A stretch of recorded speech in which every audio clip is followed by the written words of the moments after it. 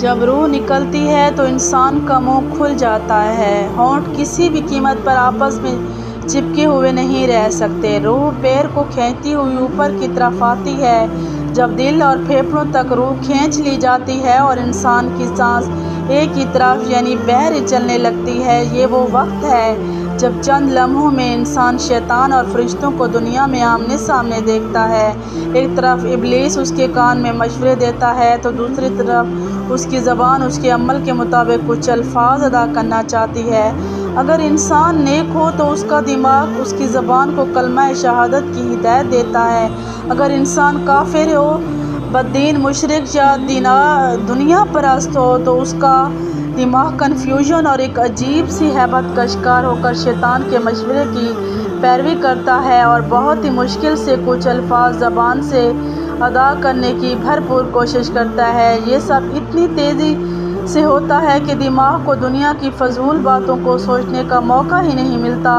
انسان کی روح نکلتے ہوئے ایک زبردست تکلیف محسوس کرتا ہے لیکن تڑپ نہیں پاتا، کیونکہ دماغ کو چھوڑ کر باقی جسم کی روح اس کے حلق میں اکٹھی ہو جاتی ہے اور جسم ایک گوشت کے بے جان لوتھڑے کی طرح پڑا ہوا ہوتا ہے جس میں کوئی حرکت کی گنجائش نہیں رہتی۔ آخر میں دماغ کی روح بھی کھینچ لی جاتی ہے۔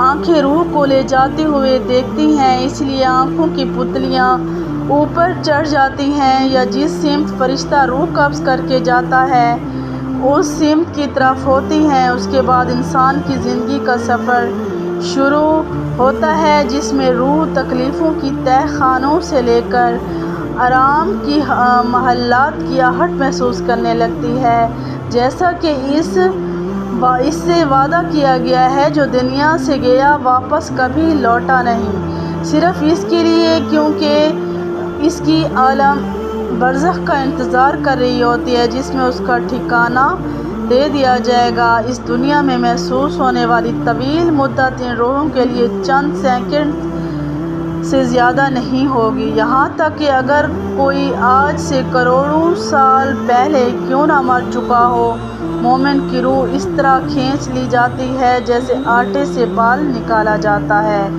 گناہ گار کی روح خاردار درخت پر پڑے سوتی کپڑے کی طرح کھینچی جاتی ہے۔ اے ہمارے پروردگار، ہم سب کو موت کے وقت کلمہ نصیب عطا فرما اور آسانی کے ساتھ ہماری روح قبض فرما اور نبی پاک صلی اللہ علیہ وآلہ وسلم کی شفاعت نصیب۔ حضرت علی رضی اللہ تعالیٰ عنہ سے ایک شخص نے کہا، یا علی، مجھے بتائیں موت کیا ہے؟ حضرت علی نے فرمایا، اگر میں تجھے حقیقت بتاؤں موت کیا ہے تو تم نے یقین نہیں کرنا۔ اس شخص نے کہا، آپ بتائیں، میں کروں گا یقین۔ حضرت علی نے فرمایا، سنو، پھر موت زندگی ہے۔ یہ بات سن کر وہ خاموش ہو گیا۔ پھر اس نے کہا، یہ کیسے ہو سکتا ہے انسان کی موت انسان کی زندگی ہو؟ حضرت علی نے فرمایا، اچھا مجھے بتا، جب تم پیدا ہوئے تھے کس حالت میں تھے؟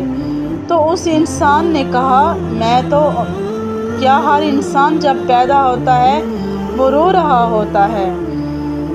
حضرت علی رضی اللہ تعالیٰ عنہ نے فرمایا، وہ رو رہا اس لیے ہوتا ہے کیونکہ جب وہ ماں کے پیٹ میں ہوتا ہے اس کو لگتا ہے وہی ہی اس کی زندگی ہے، اور جب وہ دنیا میں آتا ہے تو اسے ایسا لگتا ہے جیسے اس کی موت ہونے لگی ہے، اس وجہ سے وہ روتا ہے۔